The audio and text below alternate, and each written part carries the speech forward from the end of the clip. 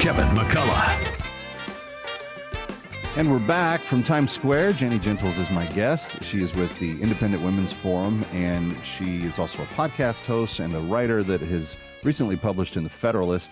I write for their competitor, townhall.com, but even at that, I highly recommend The Federalist everywhere I go. I just think it's a collection of some of the brightest minds that put out content every day, and I really encourage you to check it out.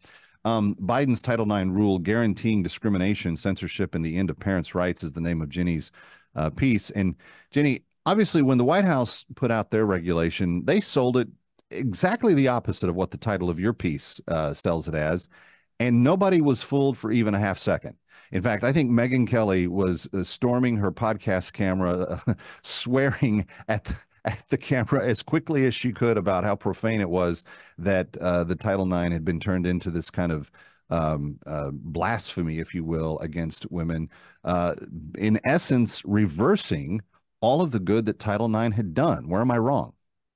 Well, you're absolutely right. Megyn Kelly was moments later hosting my colleague May Mailman and talking about the inevitability of lawsuits. And that's where there's the good news. Yes, the Biden administration has put forward this regulation.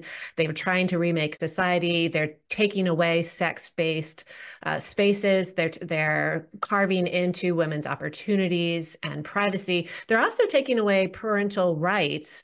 And that's something that we should talk about as well. So this doesn't just impact women, girls, mothers. This impacts everybody, all of society, and due process, which is something that disproportionately will impact young men on college campuses. So Megyn Kelly, fortunately, is all in for this idea of lawsuits, and so are many states. So the administration wants this regulation to go into place on August 1st.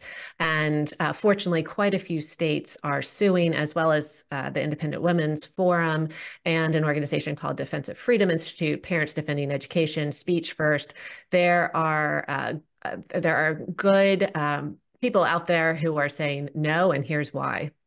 I don't think the law will actually ever see the light of day. That's my prayer, earnest prayer, that it never sees the light of day.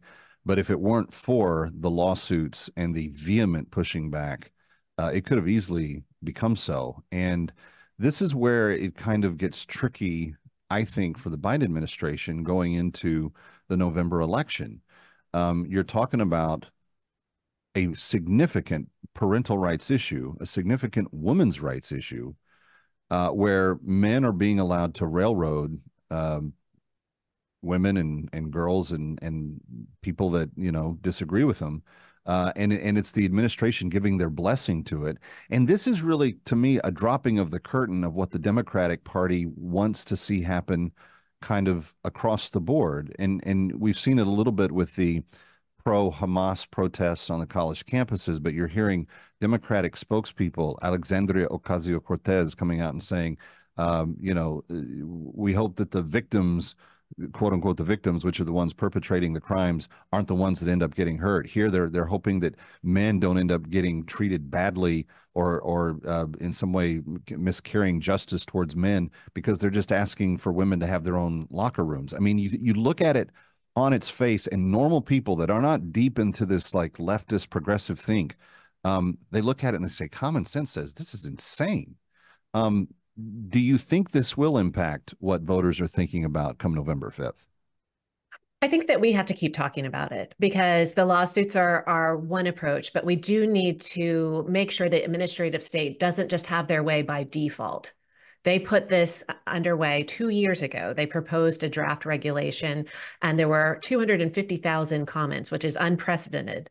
There are so many people in this country that were concerned about the Biden administration's approach to erasing sex-based protections. Well, and 2 years ago, just to be clear, was when they started this process.